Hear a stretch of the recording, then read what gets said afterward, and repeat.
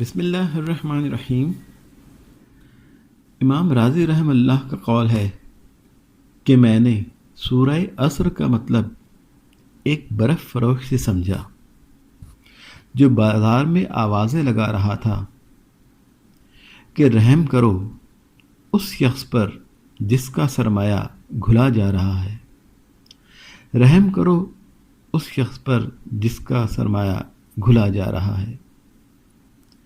اس کی یہ بات سن کر میں نے کہا، یہ ہے والعصر ان الانسان لفی خسر کا مطلب۔ بے شک انسان خسارے میں ہے۔ عمر کی جو مدت انسانوں کو دی گئی ہے وہ برف کے گھلنے کی طرح تیزی سے گزر رہی ہے۔ اس کو اگر ضائع کیا جائے تو یا غلط کاموں میں صرف کر ڈالا جائے تو انسان کا خسارہ ہی خسارہ ہے۔ اللہم صلی علی محمد وآل محمد وعجل فرجہم والعن اعدائہم۔